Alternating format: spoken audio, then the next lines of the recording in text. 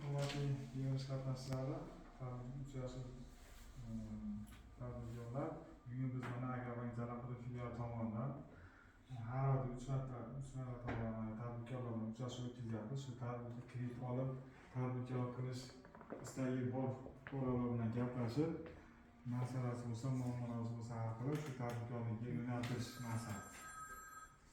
Hozir sizlarga qisqacha nimasini aytib o'taman. Bizda bor kredit turlarimizni aytib o'tamiz. 17% biznesga ko'paygan kreditlarimiz bor. 4 yil muddatga 6 oylik imtiyozli davr bilan. Ayollarga 23%, erkaklarga 25%. Uni ta'minot sifatida kredit kartasi sug'urta polisi hamda kafillik, uchinchi shaxs kafillik ta'minotchiligi bo'ladi. Keyin yana bitta kreditimiz 50 million so'mlik mahalla loyihasi dasturi asosida mikrokredit kreditlarimiz bor.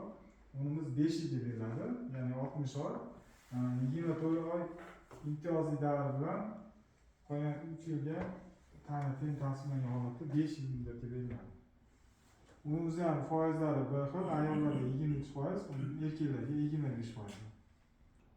Keyin Prezidentning 312 qaroriga asosan yana 312 degan kreditlarimiz bor. Unimiz tadbirkorlarga tadbirkorlik ochib faoliyat yuritayotgan yakka tadbirkor hamda MCHlarga beriladi. Unimiz 1 yil faoliyat yuritgan fuqaro tadbirkor bo'lishi kerak. Aynan mablag'larni faoliyat yuritayotgan bo'lishi kerak. 100 millionga dovr kafillik asosida beramiz. 100 milliondan 300 millionga dovr garov ta'minoti asosida beriladi. Garov ta'minotiga ko'chmas bo'lib, ya'ni mashina, yangi mashina, shunaqa narsalar qo'shib bo'ladi. Ular bo'lsa mana savollar bor. 17 millionlik kredit olmoqchiman. Qanaqa qilib olsak bo'ladi? Qanaqa imtiyozlari bor? 17 millionlik. 17 million tartibi, misol ishsiz fuqaro bo'lishi kerak. Ishsiz fuqarolar ish bilan ta'minlash maqsadida beramiz. Unga ketadigan hujjat pasport olib kelsiz. Agar fuqaroning o'zini pasporti, keyin o'zini bank qilish, o'z birinchi bank qilasiz. 375 ming to'lov bor. To'lovni o'z bank qilasiz. Yana bitta nimasi, agar sug'urta polis qilmoqchi bo'lsangiz, sug'urta polis bilan shartnoma qilasiz. To'lovlar bor. Yoki kafillik qilmoqchi bo'lsangiz, kafilda pasportini olib kelsangiz, o'z bilan ish haqidan ba'zan topib olamiz.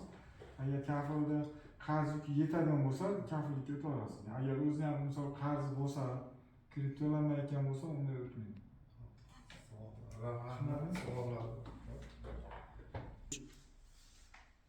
Savol bordi. 312 sonli qaroriga asosan qanaqa hujjatlar ketadi? Yo'nalish qanaqa? 312 sonli qarorga yo'nalishiz. Siz oldin qanaqa faoliyat yurityapsiz? Masalan, mana hozirda yangidan yakka tadbirkor ochib qo'ymoqchi bo'lsa, unda yo'nalish olmay, hozir ro'yxatlar tasdiqlandi. Oldin shu oilaviy tadbirkorlik dasturi asosida 30 milliondan 25 million olib tikuvchilik qilgan bo'lsangiz, shuni endi birinchi etapda, ikkinchi etap, yana ham shuni kengaytirmoqchi bo'lsangiz, hozir shu holatda kredit olib yopgan bo'lsangiz, yakka tadbirkor ochib yangidan bersangiz bo'ladi. Uni bir yil nimasi shart emas. Sababi siz bu kreditdan olib foydalangansiz, endi yana kengaytirmoqchi bo'lib olyapsiz. Unga ketadigan hujjatlar, yakka tadbirkor guvohnoma ochasiz, pechat kerak bo'ladi. Keyin tadbirkor pasporti, guvohnomasini aytdim. 100 millionga davr bo'lsa, nima kerak emas, garov ta'minoti kerak emas. Keyin o'zi qayerda qilasiz, misol tadbirkorlikni, o'z uyingizda qilasiz, boshqa yerda qilasiz. Agar o'z uyingizda qiladigansiz, qayerasi o'z nomida bo'lsa bo'laveradi.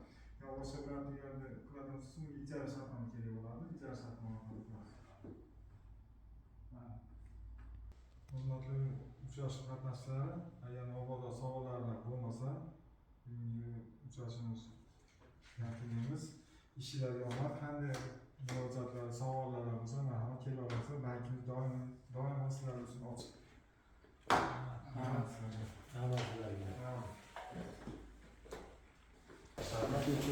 Yaxshi bo'ldi.